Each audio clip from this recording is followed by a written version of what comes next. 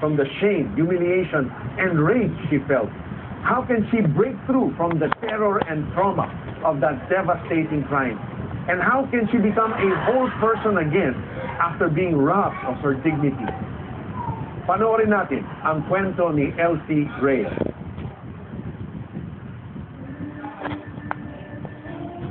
In the heart of every woman, there's this virginal dream.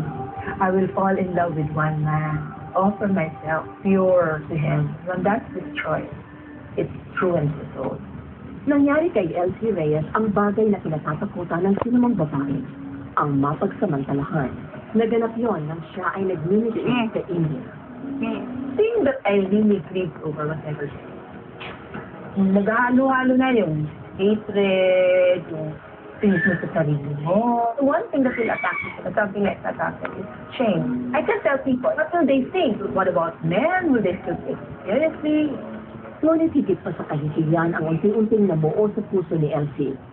Isang tunggalian laban mismo sa kanyang sarili. When you are violated like that, kahit pa sabihin mo hindi mo ginusto yun, there's something in you that awakens. And that is the struggle that we have. It's not about the incident. It's now about flesh battling. And I went through that. So it becomes a very critical thing. Namuo ang galit ni Elsie sa lalaking umubuso sa kanya. At maging sa Diyos ay nagsalil ng galit. Hanggang sa masuntuhan ni Elsie ang bagay na makapagpapalaya sa dinaramdam. In love and confession, there's healing. And so I already knew the sooner I talk about it, the better it is. And then in love, because the Lord showed me the shadow of him on the cross. And sabi mo, it is for this that I willingly stayed here on the cross. And in love also, because the Lord also showed.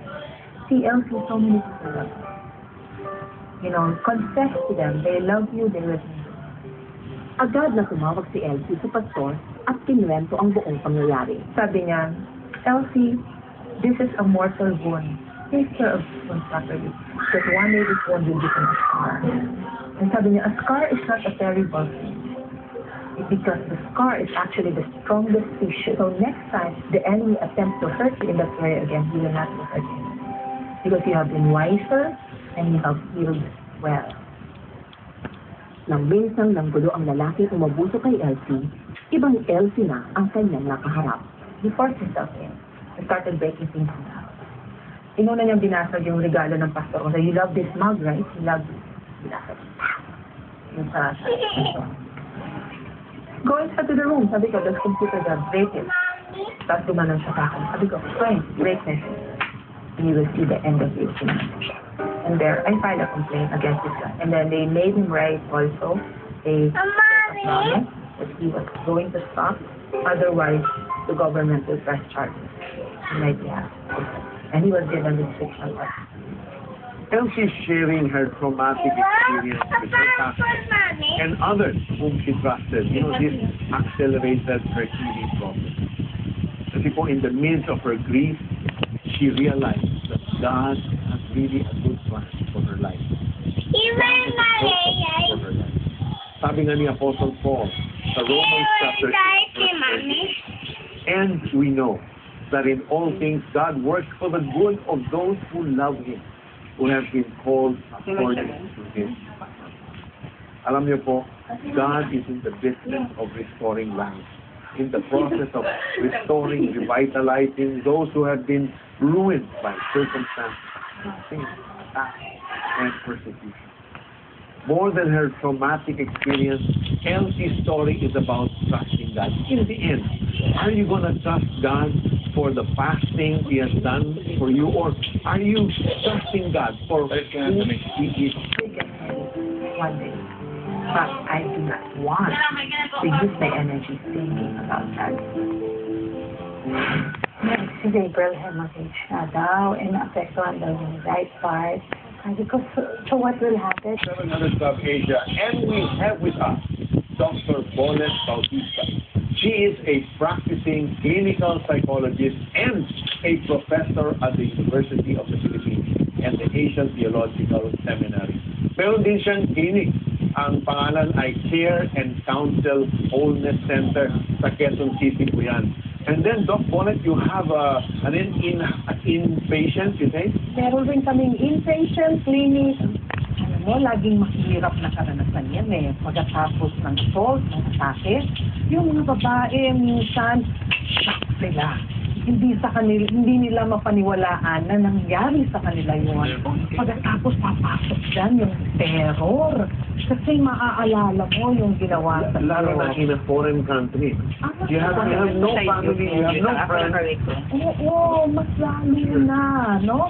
Wala kang tatakbuhan, wala kang hahagulgulan, matapos yung takot, talagang napakalalim, at saka maiisip mo, sa akin to, bakit ako, bakit hindi yung iba, lalo na, minsan, hindi ba, makasano tayo, ang iisipin mo, kasama mo sa trabaho, kalislesa mo, at saka yung pakiramdam na marumi ka.